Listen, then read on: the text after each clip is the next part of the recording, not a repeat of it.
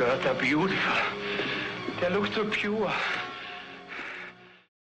On a quiet Sunday morning in Palm Springs, California, as the desert sun slowly climbed above the horizon, a piece of news began to ripple through Hollywood and across Europe.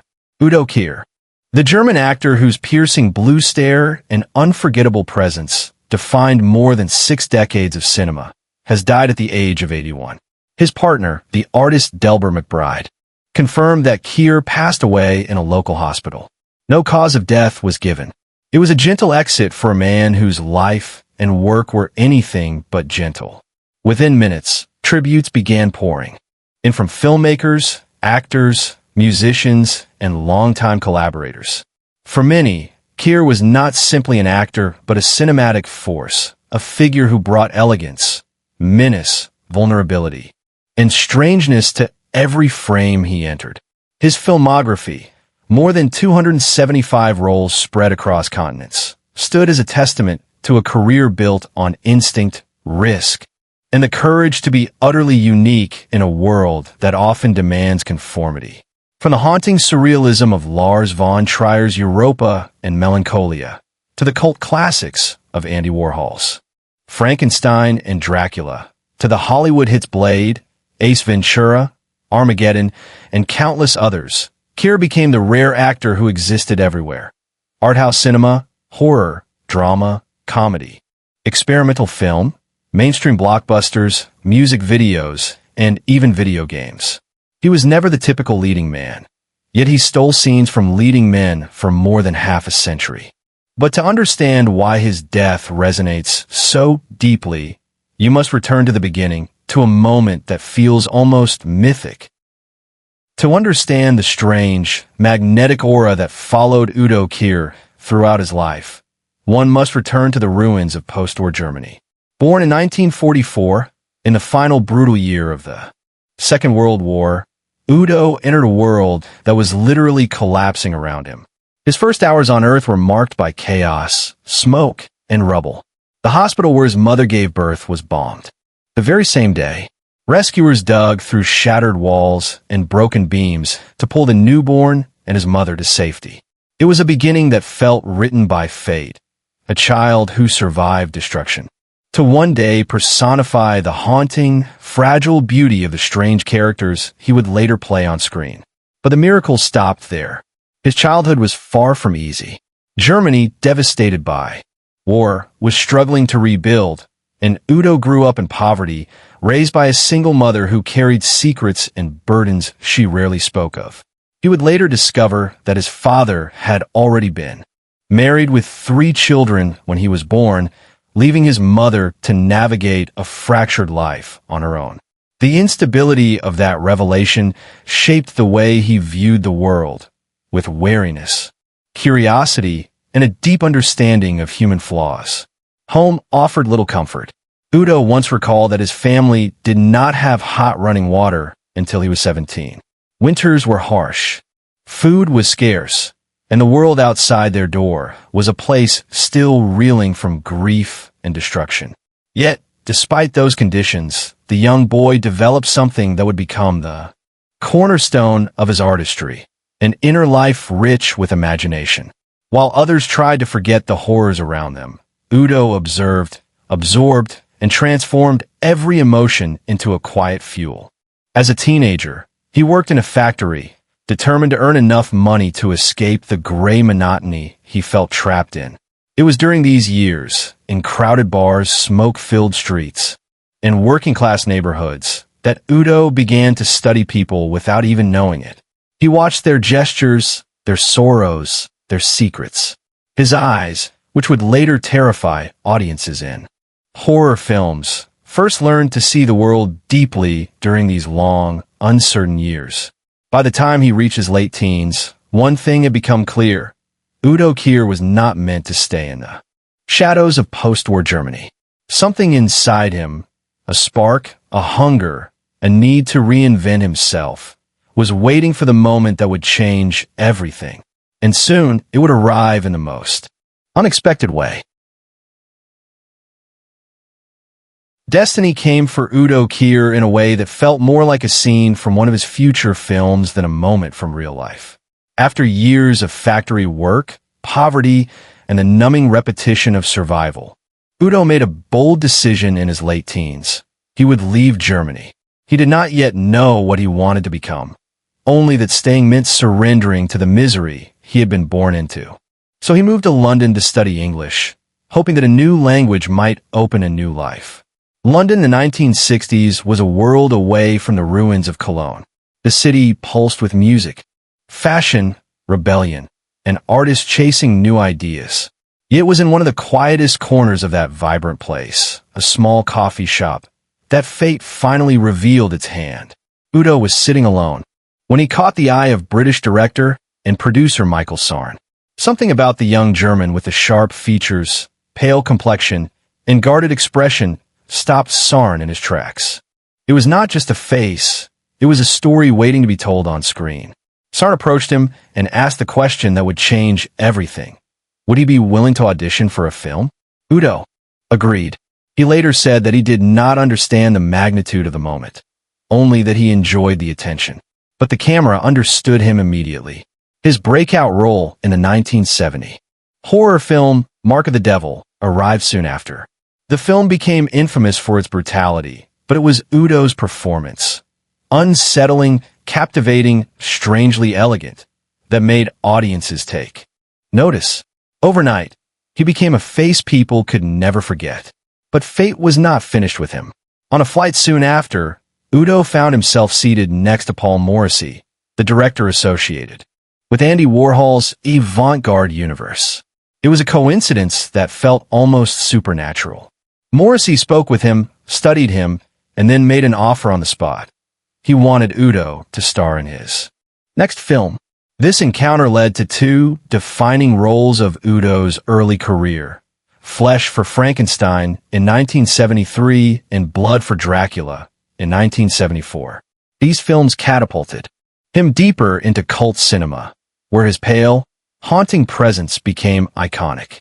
Udo pushed himself to extremes, even starving himself on salad leaves to look physically weak as Dracula, eventually needing a wheelchair between scenes. These were not just performances, they were transformations. And with every new role, the world began to understand. Udo Kier was unlike anyone else. A performer shaped by chance, sharpened by suffering, and destined to enter the strangest corners of cinema. If Udo Kier's early cult films announced him to the world, it was his return to Germany, and his reunion with a familiar face from his teenage years, that transformed him into a true artistic force. The boy he once met in a smoky Cologne bar, the intense 15-year-old with restless eyes, had grown into one of the most fearless directors in European cinema, Rainer Werner Fassbinder. When their paths crossed again, this time as adults, it felt less like coincidence and more like destiny completing a circle. Fassbinder, already known for tearing open the psyche of post-war Germany, through film, immediately recognized something rare in Udo. He saw not just an actor, but a vessel for contradiction, beauty and menace, vulnerability and coldness, stillness and chaos. In Fassbinder's universe, a world of fractured identities, broken families, political tension, and emotional violence, Udo fit like a jagged puzzle piece, finally finding its place. Their collaborations began quietly, but soon became pivotal. Udo appeared in several of Fassbinder's most important works, each role adding a new layer to his growing reputation. In Lily Marlene, he stepped into the shadows of a story soaked in wartime trauma and forbidden longing. In The Third Generation, he moved through a biting satire of political extremism with a presence both unsettling and magnetic. Lola allowed him to explore the decadent glamour and moral corruption of a society rebuilding itself on shaky foundations. And in the monumental miniseries Berlin, Alexanderplatz, his brief but unforgettable appearance helped cement the project as one of the most ambitious achievements in German cinema. It was during this era that critics began to understand Udo Kier's true power. He did not need long monologues or leading man roles. His strength lay in filling the screen with a kind of silent electricity. He brought an aura, enigmatic, dangerous, elegant, impossible to categorize. Every frame he entered felt slightly warped, intensified, alive. By the end of the 1970s, Udo had risen far beyond the image of a cult horror actor. He had become a fixture of European auteur cinema, shaping the tone of films that challenged audiences rather than comforting them. And yet, his most significant creative partnership, the one that would define entire decades of his life, had not even begun. That moment was coming, and it would arrive in the form of a young, audacious Danish filmmaker named Lars von Trier. By the late 1970s, Udo Kier had already drifted through the worlds of horror, cult cinema, and European art films. But nothing could prepare him for the creative storm that would define the next 3 decades of his life. It began in Denmark, with a young filmmaker whose ambition and vision would reshape modern cinema, Lars von Trier. Their meeting felt less like a professional coincidence and more like two forces of nature recognizing each other instantly.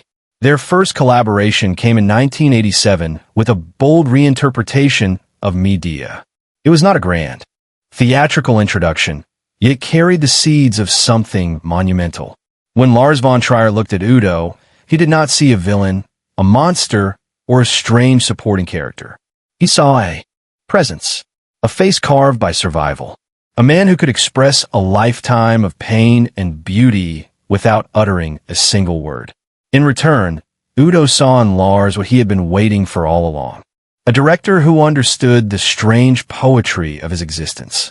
Over the years that followed, their partnership became one of the most unforgettable actor-director collaborations in modern European cinema. Udo stepped into the stark, surreal landscapes of Europa, moved through the unsettling corridors of the kingdom, and appeared in the raw spiritual tragedy of breaking the waves. In Dancer in the Dark, he added a cold, unnerving energy that fit perfectly within the film's heartbreaking world.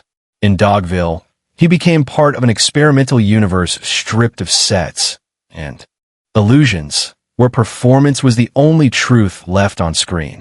And in the apocalyptic beauty of Melancholia, he returned once again as a figure impossible to ignore. Their collaboration extended far beyond the camera. Udo became the godfather of Lars von Trier's son, a gesture that revealed the depth of their bond. They were not just colleagues, they were kindred spirits, both outsiders, both provocateurs, both artists who believed that cinema should disturb, challenge, and expose what people prefer to hide. Through Lars von Trier's films, Udo Kier reached a new level of artistic immortality. He became more than a character actor. He became a symbol of the strange elegance that lives in the darkest corners of the human soul. And yet, even as he conquered Europe, another world was waiting, a world louder, bigger, brighter, and completely unexpected. Hollywood was calling. For an actor as unconventional as Udo Kier, Hollywood might have seemed like the least likely destination. Yet the very qualities that set him apart in Europe, the sharp bone structure, the hypnotic stare, the ability to make even silence feel dangerous, were exactly what would make American filmmakers take notice. And it was Gus Van Sant, one of the boldest voices of independent American cinema, who became the bridge. Van Sant first approached Udo after watching his unforgettable performances in the Frankenstein and Dracula films of the 1970s. There is something magnetic in the way Udo embraced darkness without fear, something deeply human beneath the grotesque. Van Sant cast him in My Own Private Idaho in 1991, a film that would become a defining moment for a generation of American independent cinema. Udo's brief role, strange and sharp-edged, stood out immediately among the film's quiet melancholy. Hollywood took notice. Suddenly, the German outsider with the unsettling eyes began appearing in films American audiences knew by heart. He popped onto the screen in Ace Ventura as a figure both comedic and imposing, his presence impossible to ignore even in a film built on chaos and slapstick. In Blade, he delivered one of his most iconic American performances as Dragonetti, a vampire elder whose cold elegance made him instantly memorable. The scene of his execution, visually shocking and unforgettable, remains one of the most cited moments of the film. He followed these roles with appearances in Johnny Mnemonic, End of Days, Armageddon, and even multiple music videos. Madonna, captivated by his performance in My Own Private Idaho, cast him in her controversial book project Sex, and later placed him in the videos for Erotica and Deeper and Deeper. For an actor who once worked in a factory just to escape poverty, the transformation was astonishing. Hollywood rarely embraces outsiders, yet Udo Kier carved a place for himself, not by blending in, but by standing apart. He was not trying to be the hero. He was not trying to be the villain.